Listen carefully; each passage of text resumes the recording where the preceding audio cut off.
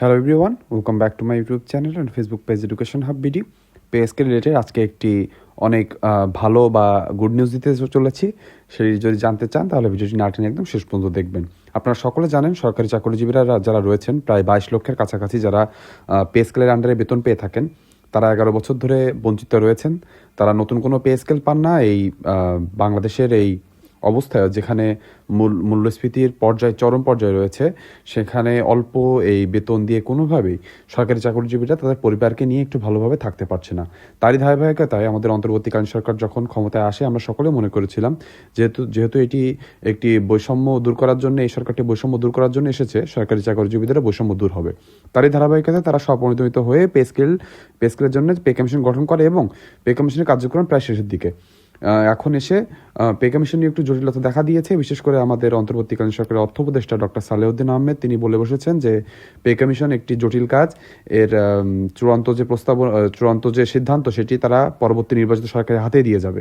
এজন্য আমরা যতটুকু মনে করছি পে কমিশনের কার্যক্রম একটু ধীরগতি পেয়েছে এবং তারা চেষ্টা করছে যে কার্যক্রম শেষ হতে হতে যেন নির্বাচন চলে আসে।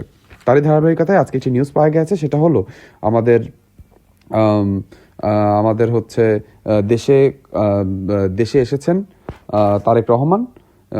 তার সাথে আমাদের অন্তর্বর্তীকালীন সরকারের একটি ভালো যোগাযোগ রয়েছে আমরা জানি, এবং আমাদের যে দাবি আদায় ঐক্য পরিষদের যারা রয়েছেন তারা তারেক রহমানের সাথে দেখা করতে চেয়েছেন পে স্কেল নিয়ে আলোচনা করার জন্য। তাহলে চলুন দেরি না করে আমরা জেনে নিই যে কী কী আলোচনা হতে পারে। আপনারা যারা আমার ইউটিউব চ্যানেলে নতুন এসেছেন অথবা এখনও সাবস্ক্রাইব করা হয়নি, তারা দয়া করে সাবস্ক্রাইব করে দিবেন, ভিডিওটিতে একটি লাইক করে দিবেন এবং কমেন্ট বক্সে লিখে জানাতে ভুলবেন না আপনার কোনো মতামত থাকলে। তাহলে চলুন দেরি না করে আমরা ভিডিও মেন অংশে চলে যাই। আমরা ভিডিও মেন অংশে চলে এসেছি। আজকে টপিকটি হলো পে স্কেল নিয়ে তারেক রহমানের সঙ্গে বসতে চান সরকারি কর্মচারীরা। বৈষম্য মুক্ত নবম পে স্কেল বাস্তবায়নের দাবিতে বিএনপি ভারপ্রাপ্ত চেয়ারম্যান তারেক রহমানের সঙ্গে সাক্ষাৎ চেয়েছেন সরকারি কর্মচারীরা। সোমবার 5 জানুয়ারি 2026 বাংলাদেশ সরকারি গাড়ি চালক সমিতির আহ্বায়ক ইসরাক কবিরের নেতৃত্বে 8 থেকে 10 জনের একটি প্রতিনিধি দল সিএসএফ এর কাছে সাক্ষাতের আবেদন জমা দেয়। অনুমতি মিললে শীঘ্রই তারেক রহমানের সঙ্গে সরাসরি বৈঠক হতে পারে বলে জানিয়েছেন প্রতিনিধি দলের সদস্যরা। তার মানে বুঝতে পারলেন যে অলরেডি তারা আবেদন করে দিয়েছে সিএসএফ এর কাছ থেকে। সেখান থেকে যখনই গ্রিন সিগন্যাল মিলবে তখনই হয়তো তারেক রহমানের সাথে একটি ডেট ফিক্স হবে। সেখানে সরকারি কর্মচারীদের দাবি আদায় ঐক্য পরিষদের যে সকল নেতারা রয়েছেন, যারা দাবি আদায়ের জন্য রাজপথে নেমে আছেন, তারা কিন্তু যে দেখা করবেন এবং পে স্কেল কেন প্রয়োজন, কেন সরকারি কর্মচারীদের এই দুঃখ দুর্দশা দূর হচ্ছে না, সে নিয়ে আলোচনা হবে। কোন সংগঠনের পক্ষে আবেদনকারী সংগঠন বাংলাদেশ সরকারি কর্মচারী দাবি আদায় ঐক্য পরিষদ। এই পরিষদের সচিবালয়ের বাইরের দপ্তর, অধিদপ্তর ও স্বায়ত্তশাসিত প্রতিষ্ঠানের সব কর্মচারী সংগঠন অন্তর্ভুক্ত। তার মানে বাংলাদেশ সরকারি দাবি আদায় ঐক্য পরিষদের ভিতরে কিন্তু বেশিরভাগ সকল সচিবালয়ের বাইরে থেকে ভিতরে প্রায় সকল অধিদপ্তরই এর ভিতরে যুক্ত রয়েছে। শিক্ষক কর্মচারী সহ মোট প্রায় 22 লাখ সরকারি কর্মচারী এই জোটের মধ্যে সম্পৃক্ত। তার মানে প্রায় 22 লাখ সরকারি কর্মচারীদেরই কিন্তু প্রতিনিধিত্ব করে এই জোট। কেন সাক্ষাৎ চাওয়া হয়েছে? সরকারি কর্মচারীরা মনে করেন 2015 সালে পে স্কেল ছিল বৈষম্যমূলক। দীর্ঘদিন আন্দোলন ও কর্মসূচি পালন করলেও আগে সরকার দাবি পূরণ করেনি, বরং বিভিন্ন সময় আইন শৃঙ্খলা বাহিনীর মাধ্যমে দমন পীড়নের অভিযোগ তুলেছে কর্মচারীরা। বর্তমানে বাজার মূল্যের লাগামহীন ঊর্ধ্বগতি, সেবা খাতের ব্যয়বৃদ্ধি ও মুদ্রাস্ফীতির কারণে বিশেষ করে 11 থেকে 20তম গ্রেডভুক্ত কর্মচারীরা মানবেতর জীবনযাপন করছেন। তার মানে বুঝতে পারলেন, মূল কথা হচ্ছে অষ্টম যে পে স্কেল ছিল সেটা কিন্তু বৈষম্য রন্ধ্রে রন্ধ্রে রয়েছে। বিশেষ করে শেষের দিকের গ্রেডে মাত্র 200, 500, 700 টাকার বিপরীতে গ্রেড চেঞ্জ হয়েছে, যেখানে একটা মানুষ সারা জীবন তার জীবনে যে সব থেকে মূল্যবান সময় রয়েছে সে মূল্যবান সময় সরকারি কাজকে দিয়ে সে যখন প্রমোশন পায়, দেখা যায় মাত্র অল্প কিছু আর্থিক সুবিধা লাভ সে পায়। একটা প্রমোশন একটা মানুষের জীবনে যেমন আর্থিক তেমন মানসিক সুবিধা আনার কথা ছিল, কিন্তু সেটি কিন্তু হয় না। সরকারি চাকরি এখান থেকে অনেক পিছিয়ে রয়েছে। বেসরকারি চাকরিজীবীদের ভিতরে দেখা যায় একই জায়গায় 3 থেকে 4 বছর চাকরি করলে তার বেতন প্রায় 2 থেকে 3 গুণ বেড়ে যায়। সেখানে সরকারি চাকরিজীবীদের অবস্থা খুবই নাজেহাল। এজন্য এই বৈষম্যগুলো যেন দূর করা হয়, এর জন্যই কিন্তু সবাই সাক্ষাৎ চাচ্ছে। যেহেতু আমরা সকলে জানি যে তারেক রহমান বিএনপির প্রতিনিধিত্ব করে এবং জামাতের প্রতিনিধিরাও চেয়েছেন যে পে স্কেলটি যেন দেওয়া হয়, এবং এটি তাদের সকলেরই মত রয়েছে। এই জন্য আমরা চাই সকলে একসাথে হয়ে পে স্কেল নিয়ে কাজ করতে।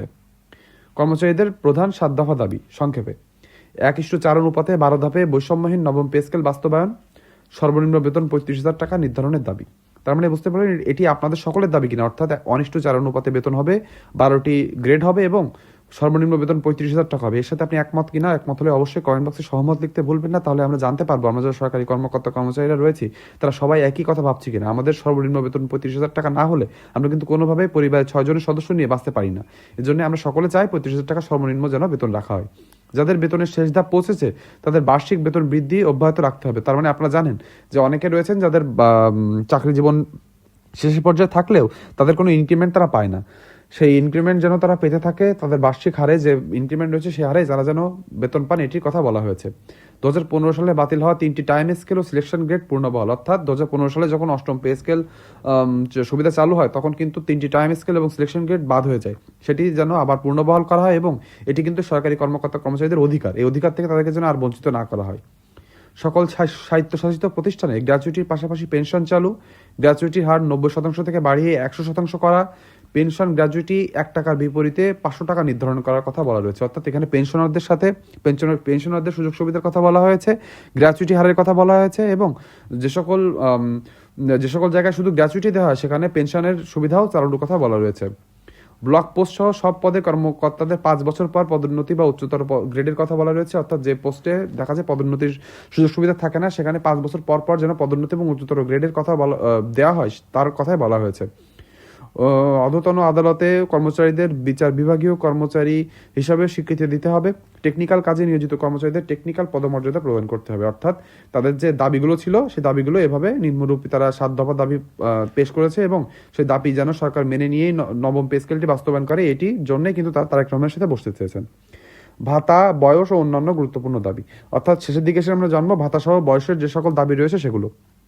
বাজার মূল্য, জীবনযাত্রার ব্যয় বিবেচনায় সব ভাতা পুনর্নির্ধারণ করতে হবে। সকল সরকারি কর্মচারীদের জন্য রেশন ব্যবস্থার প্রবর্তন করতে হবে। অর্থাৎ সকল কর্মকর্তা কর্মচারীদের জন্য রেশন ব্যবস্থা যদি করা যায় এটা হবে যুগান্তকারী সিদ্ধান্ত। আপনারা সকলে জানেন বিশেষ করে দ্রব্যমূল্যের যে ঊর্ধ্বগতি রয়েছে সেগুলো কিন্তু 15% হার ছাড়িয়ে গিয়েছে। সেখানে একটা জিনিসের দাম বিগত 2-3 বছরে 3 থেকে 4 গুণ হয়ে গিয়েছে। সেখানে সরকারি চাকরিজীবীদের সকলকে যদি রেশনের আওতায় আনা যায়, বেতন একটু কম, বেতনের দিকে একটু স্যাক্রিফাইস করে, যদি 2-3 হাজার টাকা বেতন থেকে স্যাক্রিফাইস করে হলেও তাদেরকে রেশনের ভিতরে আনা যায় এবং তাদের 6 সদস্যের পরিবারের জন্য রেশন সুবিধা দেওয়া যায়, তাহলে কিন্তু সরকারি কর্মকর্তা কর্মচারীরা খুবই তাদের জন্য ভালো হবে এবং তারা দেখা যাবে তাদের যে আর্থিক এবং মানসিক যে দুঃখটা রয়েছে সেটি একটু হলেও কমবে। চাকরিতে প্রবেশের বয়সসীমা 35 বছর নির্ধারণের কথা বলা রয়েছে, যেটি এই সরকার এসে 32 বছর করেছে। অবসরের বয়সসীমা 62 বছর করার দাবি রয়েছে, অর্থাৎ যারা 60 বছরে রয়েছে সেখান থেকে 2 বছর বাড়িয়ে 62 বছর করার দাবি রাখা হয়েছে। উন্নয়ন প্রকল্প থেকে রাজস্ব খাতে স্থানান্তরিত কর্মচারীদের প্রকল্পকালীন সরকারি কাল গণনা করে টাইম স্কেল ও সিলেকশন গ্রেড প্রদানের সুযোগ রাখতে হবে। এই বিষয়ে অর্থ মন্ত্রণালয় জারি করা বৈষম্যমূলক আদেশ বাতিলের দাবি। তার মানে বুঝতে পারলেন সরকারি চাকরিজীবীদের স্পষ্ট কিছু দাবি রয়েছে, সেটা কিন্তু তারেক রহমানের সাথে তারা এটা নিয়ে বসতে চায়। তারেক রহমানের প্রতি আবেদন রয়েছে কি কি সেটা আমরা জেনে নিব। কর্মচারীরা তারেক রহমানকে সর্বোচ্চ অভিভাবক ও মানবিক গুণসম্পন্ন নেতা হিসেবে উল্লেখ করেছেন।